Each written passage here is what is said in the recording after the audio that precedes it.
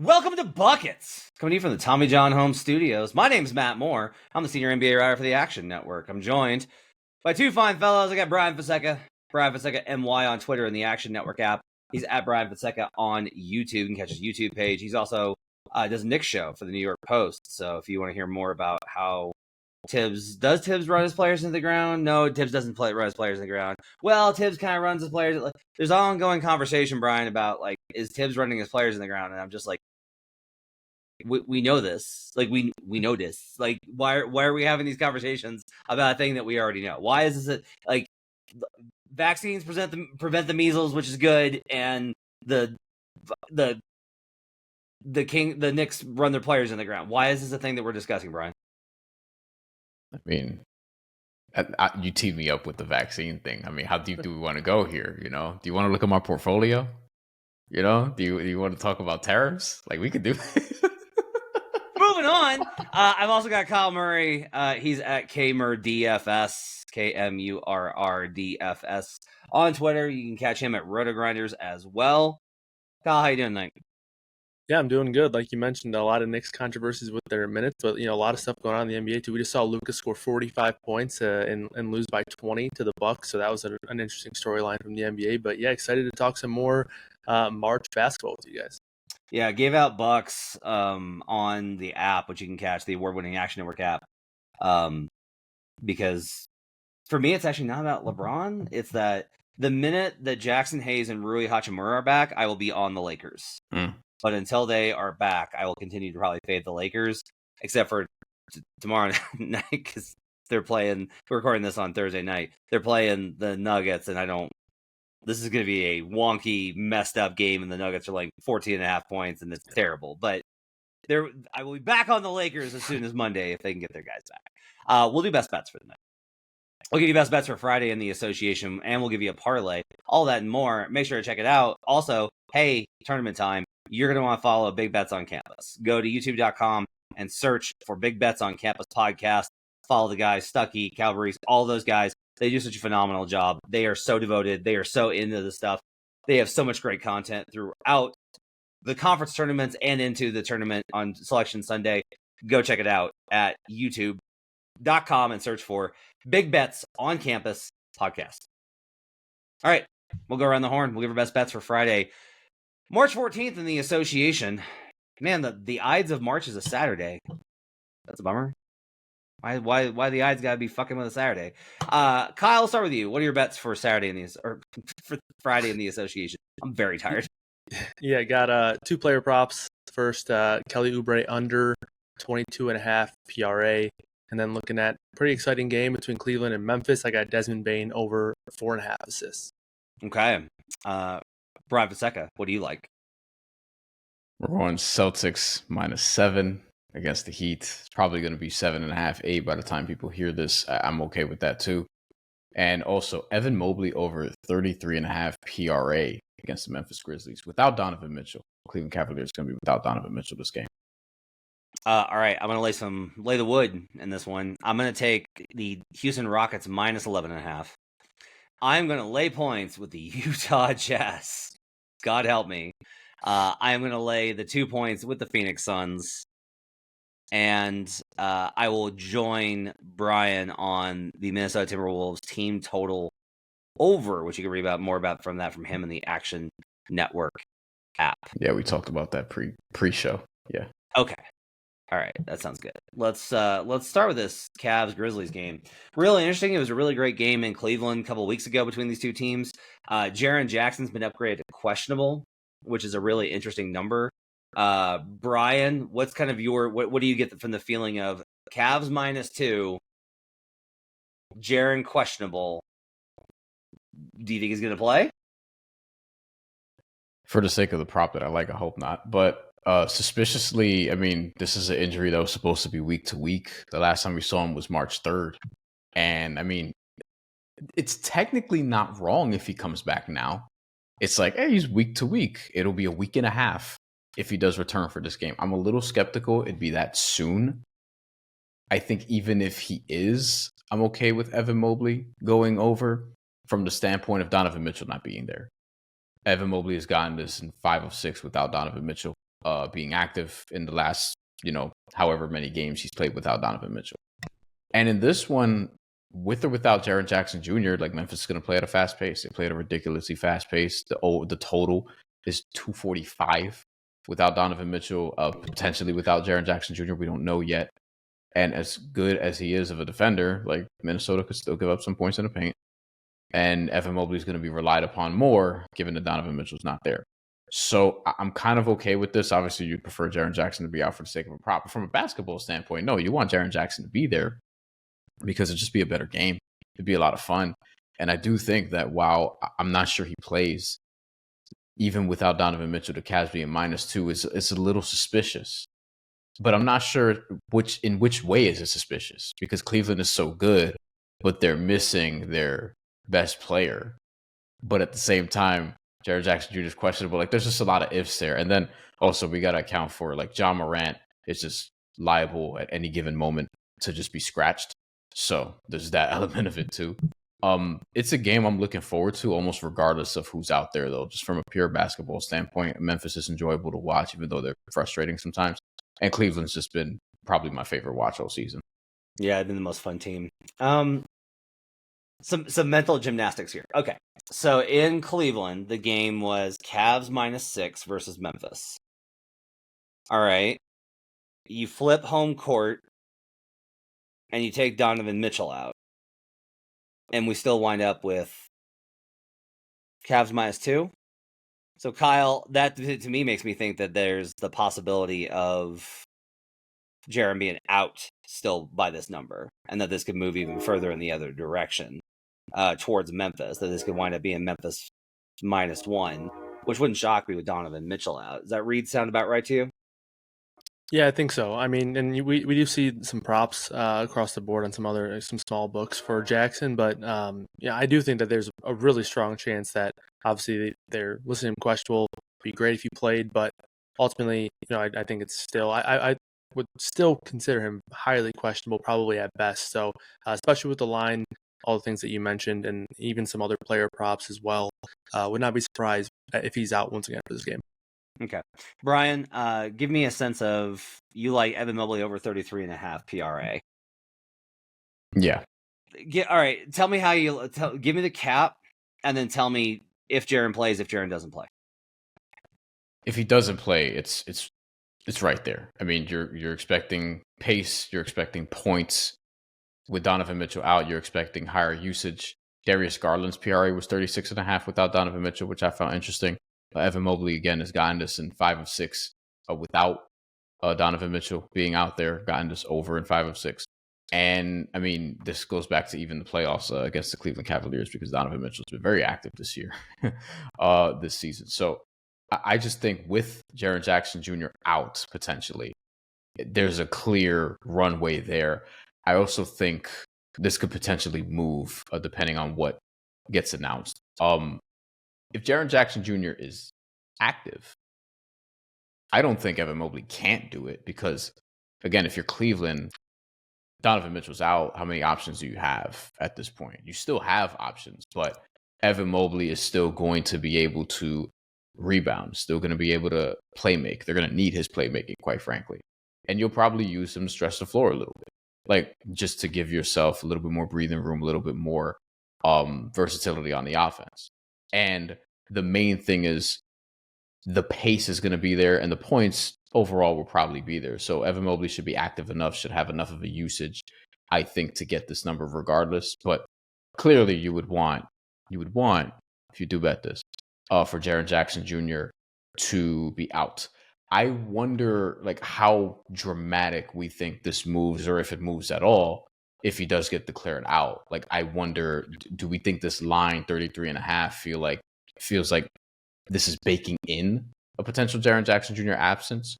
Or if he's declared out, does this jump to like 35.5 or something along those lines? Is what I wonder. Kyle, what do you think?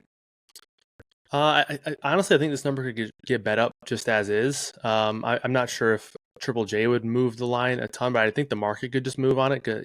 Initial projections for us, we have Mobley for closer to 36 PRA, so I wouldn't be surprised if this one gets bet up a little bit. Mobley sees big assist rate boost and usage rate boost as well with Mitchell out. So I think we've had sneaky upside games just in the assist category as well. So if it's not a game where he scores 23, 24 points, he could score 18, 19, but also have 5, 6 assists. And obviously we know he has double-digit rebound upside every night. So I think it's just a good bet all around that might just get bet up naturally. So I wouldn't be surprised if this closes at 34.5 or 35.5 just because of the market betting it up.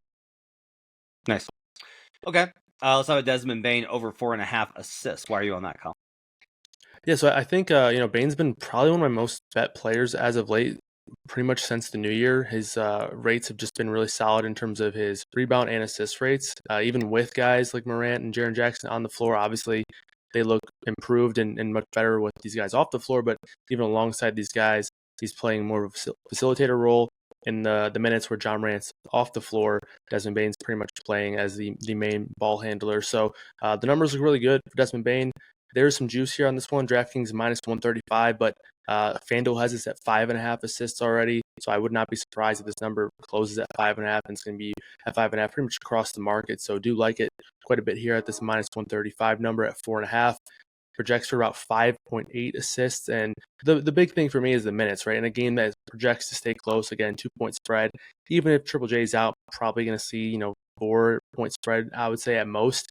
In a game like that, we could see Desmond Bane play 35 to 37 minutes.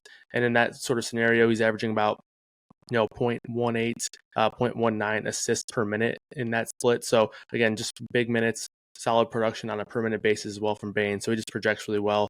I think this number is just too low here at 4.5. Like that. All right, so let's put those together. Let's do Mobley over 33.5 PRA and Desmond Bane 5+ assists. And we're going to throw the Cavs money line in. And the reason I want to throw that one in is I make this currently with where I've got everybody pegged, including Memphis with like a 3-point downgrade for no Jaren. Let's remove that and bump them back up to their full strength on power rating. And I still get to 4.8. Donovan's actually not worth as much of the spread this season, so that's actually about a 2-point bump there, and we still get about a point of clearance here on the spread, which means their money line is even better. The Cavs have been a wagon. If Jaren's back, it's a big piece coming back. You always want to fade those spots. If Jaren's out, the Cavs are still clearly the better team without the Grizzlies' best player. So we're going to put in the money line, not mess with the spread, and we're going to get plus 395 for a handsome parlay on the evening. Bane 5+ assists, Mobley 34+ PRA, and the Cavaliers on the money line. You catch that at DraftKings. It's in the quick slip as well tonight. Kyle, is Grizzlies' best player controversial? No, it's not. There's like if Ja starts playing like Ja again, then we can have that conversation. But until Ja starts playing like Ja again, Jaren Jackson Jr. has been their best player on both ends of the floor. He's been awesome. I think he deserves second team All NBA. That's how good he's been. Like, he's the biggest reason why they're out of the play-in tournament right now. They're 2 seed in the West, and the biggest reason is Jaren Jackson Jr. So yeah, not controversial. Kyle, talk to me about Kelly Oubre and his 22.5 PRA. Yeah, so we were talking about this before going live, and I mentioned that the 76ers are probably the most difficult team to project right now, especially in terms of just being annoying and causing headaches and stuff like that. Obviously, Nick Nurse a few games ago, I should say, came out and said that all the vets on their team will have their minutes monitored. No real reason to push these guys 38, 40 minutes a night when they're not really playing for anything at this point. And then again with a game, 11.5, 12-point spread here. I'd be pretty surprised if Kelly Oubre plays any more than like 28-ish minutes.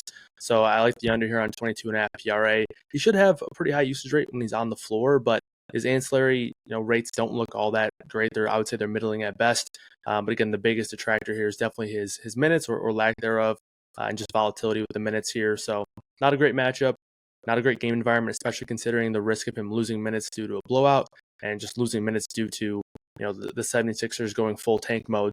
He projects closer to 19.5 PRA here. Again, there's some volatility, but for this scenario with the 76ers, I would rather side on the air of I guess the unders here for the Sixers team, especially with all the kind of craziness going on with the rotation and with the minutes projections. Makes sense. I don't like it because I love Kelly Oubre. I want good things for Kelly. Yeah. Bad things do not happen. Bad things keep happening for Kelly Oubre. It's not fair. Leave Kelly Oubre alone. Brian, Boston Celtics -7.5. I love this one. Give me the handicap. Want to guess who's the best ATS team after a loss? Is it the Boston Celtics? 14-4 against the spread after a loss. Cover rate is 78%. That's 10 percentage points higher than anybody else. Detroit is actually second. Golden State creeping up. How about this? They win the following game by 19.1 points after a loss and cover by 8.7. Honestly, this should really be 13.5, but Boston is probably going to sit a couple of guys or somebody or whatever the case may be. Like that. That's really why this is 7.5. But Boston, we've been talking about it all year. They're just better on the road, like much better on the road. Much more reliable to bet on the road, as we were reminded of again recently, given that they lost to Oklahoma City at home. Al Horford's probable.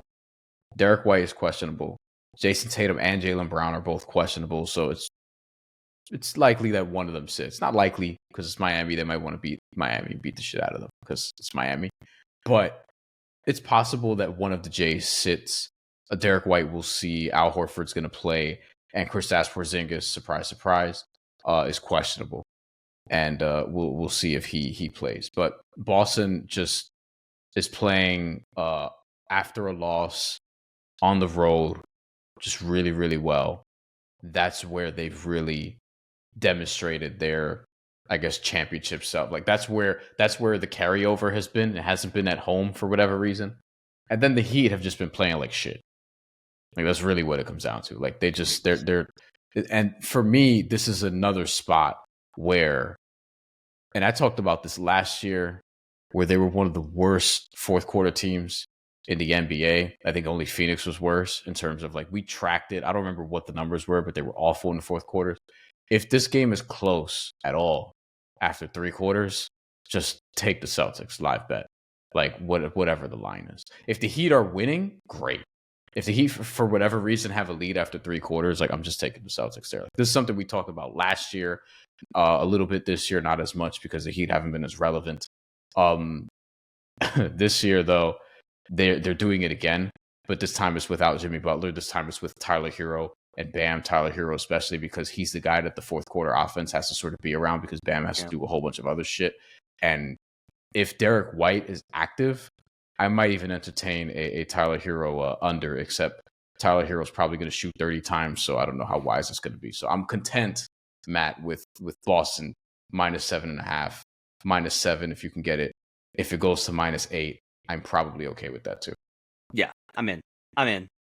So just the fact of how good this team is on the second night of a back-to-back. I don't really care about who's out because this team is shown with Peyton Pritchard going for 40 and Sam Hauser's big night. Like they can win these games regardless, and they're going to want to get back on the winning track. They don't like losing streaks.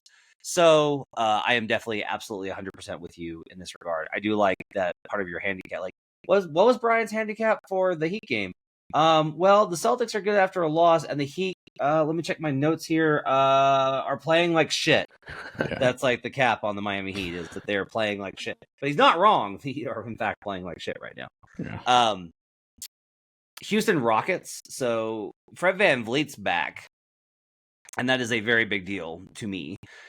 This season, when Fred VanVleet has been out, they are 10-9 straight up, 10-9 against the spread, 53%.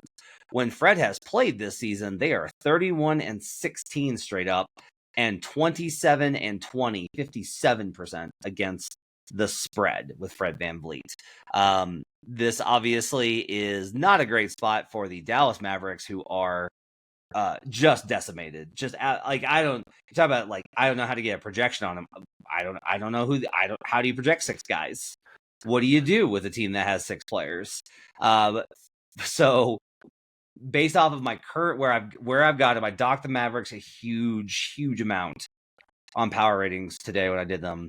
I've still got this 12.5. So I think of the 11.5 as light. I'll lay it with the Houston Rockets minus 11.5. Wolves team total over. Magic on the second night of a back-to-back. The offense is already bad. The Wolves, when they face an opponent on the second night of a back-to-back, the over is 9-6, and the Wolves team total is 9-6 to the over. So I'm expecting Minnesota to be able to put up numbers here. This should be around 109.5, 110. I'd make it 111.1. So it's enough for me to get in, probably at a quarter unit play on the Wolves to go over their team total. Utah Jazz is just simply okay. Okay. They're going to rest guys because they rest versus the bad teams, and they play the starters and everybody versus the good teams so that they can tank ethically. I do like how Will Hardy has the guys playing right now. Like, I do think that in general, the Utah Jazz, I'm not as high on them as I am on other teams that have hit rock bottom, like, say, the Washington Wizards, who covered again versus the Detroit Pistons tonight. Keontae George is questionable for this one. John Collins is out. But the injury report for the rest of the Jazz for this one is clean, while Scotty Barnes is questionable with a sprained hand. Grady Dick is out, and Jakob Poeltl they're going to rest. So all of this to me, Utah is actually, I don't think is that bad of a spot here. So I'll go ahead and I'll grab the 2 with the Utah Jazz. Finally, I am the only person on the planet who believes in the Phoenix Suns right now, including their own mothers and their gorilla. Like, Matt Ishbia has given it up, and Matt Moore is still in the corner being like, you can do it! I have a 10-1 on them to make the playoffs. I make this line 4. Kings on the second night of a back-to-back. The Suns really have played better. I know it doesn't look like it by the record. I'm telling you, I saw them up close and personal versus the Nuggets. They're playing better. That Houston Rockets loss was tough, but the Rockets are better than them. I genuinely don't think the Kings are better than the Suns. I genuinely think the Suns are better. So I'll lay the 2 points with the Phoenix Suns, and I'll do it for best bets. We've got Colin Murray likes Kelly Oubre under 2.5 PRA. Desmond Bane over 4.5 assists. Bryan Fonseca likes Celtics -7. I'm with him on that. Evan Mobley over 33.5 PRA. The parlay is Mobley over 33.5 PRA, Bane over 4.5 assists, and the Cavaliers money line. I like the Rockets -11.5, the Wolves team total over, the Utah Jazz -2, God help me, and the Phoenix Suns -2. And that's going to do it for best bets. My thanks to David Payne for being our producer this week. You can catch Brandon Anderson and Jim Turvey on tomorrow's Futures episode. Brandon's back every single week now on Fridays. Welcome back, Brandon. We'll see you on Sunday night, Monday morning for Future Jays. Hope you guys have a great weekend. Enjoy the action. Enjoy the college basketball. Enjoy the pro basketball. And we'll see you guys again next time. Until then, let's get buckets.